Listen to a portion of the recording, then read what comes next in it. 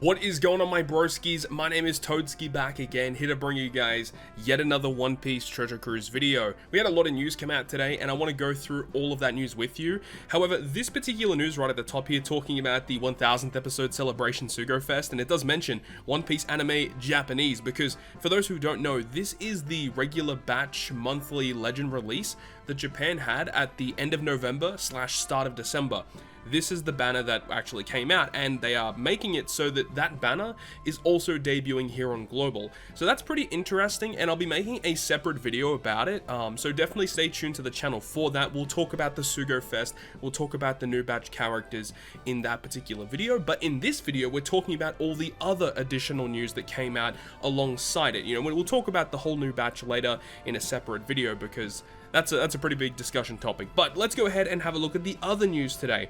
This was also announced on Japan yesterday or the day before, talking about a brand new Wapol's Assault Sugo-Fest. This is basically a Christmas Sugo-Fest, and this Sugo-Fest is pretty interesting because this is unlike any we'd seen prior to. This is a pretty interesting event, and it is going to be starting as soon as the maintenance completes. And just so you guys know, that I will be live streaming as soon as that maintenance does conclude. A lot of new banners out there, lots of new events, so of course we are going to be streaming it. It's going to be pretty awesome. But this banner goes until the 31st of December. This is going to be live likely during the New Year's event celebration Sugo-Fest. So we probably would suggest to halt pulls on this banner until you do pulls on the New Year's Sugo-Fest, and then if you want to go back to this banner, you're definitely welcome to do that. But it says, in this Sugo-Fest, all rare recruit characters, including Sugo-Fest exclusive characters, made their debut before the 11.2.2 maintenance period, and those are the ones that are going to be available. So just so you know that only characters before the maintenance are going to be here, so no super classes, no Halloween, Perona or Boa Hancock, no CP0 Lucci, no Jinbei Robin, Nami Usopp, Kaido. Like, obviously he's a Kizuna legend, but just letting you guys know, none of those characters or their rare recruits are going to be in this Sugo-Fest, which is a little disheartening considering they're going to be out at the same time as this, which does really suck. But it does mention that Kureha and Hiruluk are making their reappearance, but not only that, we actually have a lot of other characters. It says that in this paragraph here, certain past special characters and Treasure Sugo-Fest only characters that made their debut before September 2021 are back. The fourth multi, you're guaranteed to get the Kureha and Hiruluk, which are characters that help you out in the Wapol's Assault event, which is also in this news here that we'll go through in just a moment. But we have, like, these steps here. The first pull is 30 gems, the second and third, it's guaranteed to be a legend or a rate boost, which is bad. Then the fourth pull is that guaranteed hero look in Kureha, and then the fifth pull is a guaranteed legend. But I believe every single legend in the game prior to the 11.2.2 maintenance is going to be on the banner. So it means that the chances of getting like any one particular unit are just awful. But that's the thing, you're not pulling on this Sugo-Fest to go for a legend. You're pulling on this Sugo-Fest for the additional characters, the special characters, and the treasure map characters. So you can see these are the special characters that are listed. There's a lot of special characters here, of course, and then you can scroll down. There's 4-star versions of each of the characters, and then you've got Treasure Sugo-Fest only characters. So this is referring to treasure map rare recruits in the past. Now, if you actually scroll down to the bottom of this list here, you can see at the bottom of the list, it says Roronorazora and Buggy. Those are the two first treasure map characters that had ever released in the game. So this includes every treasure map rare recruit up until the release of Doc Q, Lafitte, and Van Ogre, which is that when Moria and the Blackbeard Sugo-Fest came out earlier this year. That is what this treasure map boosted list goes up to. So all of those past treasure map units are on the banner, which is pretty exciting for those people that didn't get the opportunity to pull for some of those units. There is the opportunity to get them here, because some of those past treasure map units were pretty amazing, right? But of course there are so many characters here, the chances to get, you know, one or two in particular is a bit, you know, it's a bit low. The chances are not in your favor, obviously. But, you know, notable ones being like Old Man Hio. He is going to be on the banner, one of the best units, of course. But of course, more of the more recent ones actually have good supports that are definitely usable in content, and actually have good specials too. So that's all the characters that are going to be on this banner, man. It's absolutely wild. And this banner, as we said, lasts until December 31st. The next piece of information is actually pretty awesome. We did actually get this information also on Japan recently, where they input this brand new gem pack that you could purchase from the shop. Now, this isn't just one gem pack. There's actually a variety of them, and you unlock them on the game depending on what your pirate level is. So you can see here that the first one is unlocked at level 50, 80, 100, 120, and also 150. Once you reach pirate level 150, you can purchase that final pack.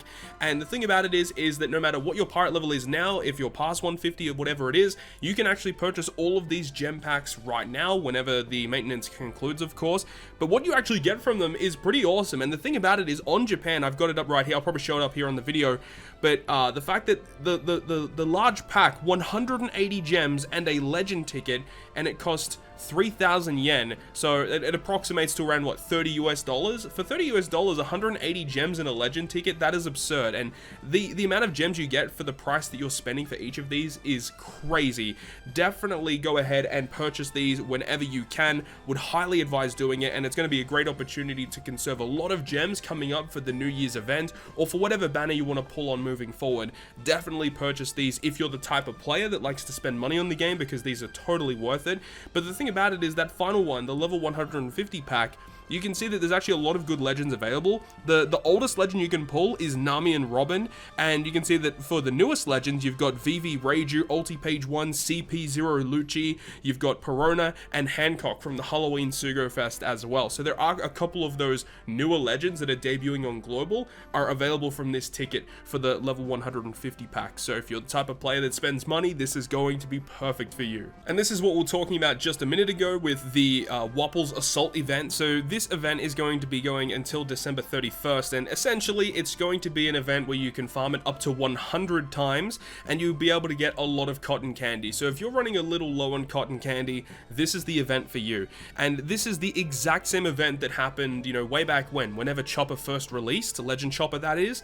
This is the exact same event. They haven't changed anything. Even the boosted list is the exact same from when the event first released. Chopper is the highest unit, 10 turn cooldown reduction, 1.75 times stats as well. You've got the Korea and Hero Look character, which give you the 3 additional drops, and they also have the stats and the cooldown. And then you've got other characters that do give you additional drops as well. So if you are lacking that cotton candy, this is going to be a great event for you. Here is also something really cool, is that we have 2 brand new arenas debuting on the same day. We have Monkey D. Luffy, and of course we've got Crocodile. These 2 arenas are pretty good units, well, at least Luffy. Luffy in particular is a very good free-to-play arena character. Crocodile is a little lacking, but he's not bad.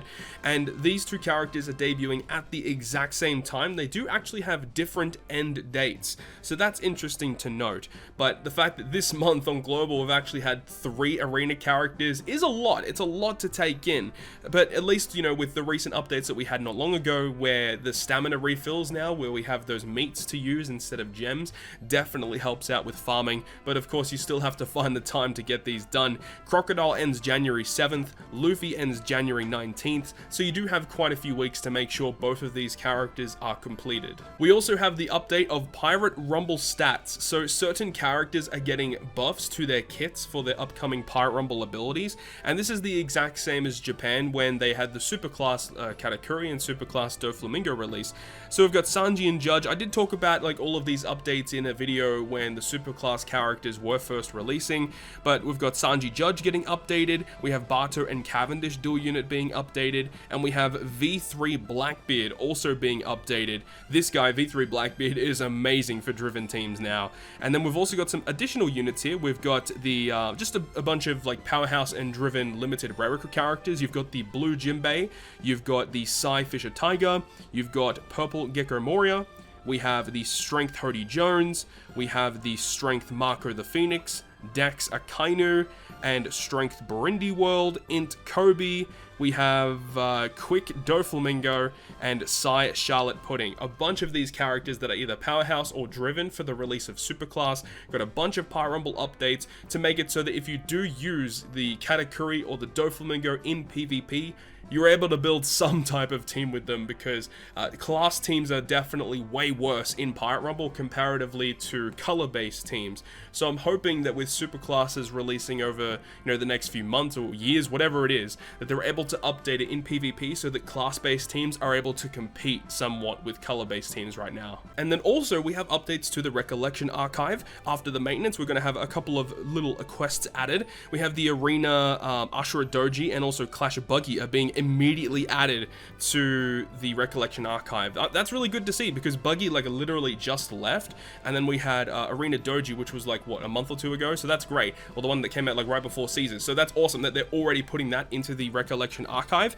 And then starting January 10th for some reason, so we have to wait a little bit for that one, but then starting January 10th, Caesar and Crocodile are immediately being added. That is so good, because Crocodile is leaving on January 9th, and then or January 7th, whatever it was, and he's immediately being added to the arena. Like, that's so amazing. And then for the events, we have the Fight versus Leo. That's interesting. It's been a long time since Fight Leo has actually been a thing, really. And then we also have the Feverish Halloween live show, which is the Halloween event that came out with Peruna and Boa Hancock, which was the Brook. There was a free-to-play Brook, and then also the Big News World Economic Journal, which was the Morgan's character. Another free-to-play Morgan's character is going to be added too. So that's cool.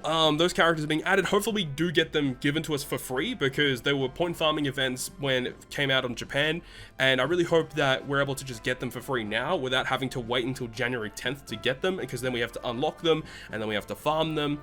So I don't really know how that's going to work, but either way, it's cool that they're going to be adding just quests to the Recollection archive, which is great. Really hope they're able to continuously add stuff to the Recollection archive as soon as it leaves the extra island. And then the final new piece of information that we have here today is talking about Limit Break expansion. So after the maintenance period, there's a bunch of characters that Global doesn't have that have Limit Break expansions on Japan, and we're going to be receiving them after this maintenance period. So ranging from the, Limit Break characters of, the point farming events for the Chopper event, you've got Dr. Kureha and Hero Look, you've got Christmas Luffy, Sanji Pudding, like a bunch of limited rare recruit characters, and then there's also some regular rare recruit characters as well. I can see there's Gangster Gastino, there's Kamazo, there's a Crocodile there's a Robin, there's a bunch of characters that are receiving like Limit Break expansions. So if you can have a look through this list, see which characters you really like, and you'll be able to expand them, which is pretty good. So that's awesome to see. They're just adding more of those that Global doesn't have. So, lots to look forward to after this maintenance period concludes. Now remember that this is going to be this maintenance period begins December 19th at 10 AM PST time,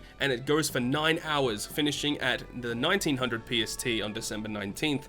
And that is when all of the stuff in this video, as well as all of the Sugo-Fest with Nami Robin, or not Nami Robin, but Nami and Usopp, and then Jinbei and Robin, as well as the Celebration Merge or Sync Sugo-Fest with the Superclass characters. We have the Christmas Sugo-Fest, we have the Kizuna Clash Sugo-Fest with the Kaido and the lead performers. All of that, plus all of the information, plus all those really amazing 11.2.2 updates, all coming news time, December 19th. So expect big things. As I said, we will be live streaming when all of this goes live.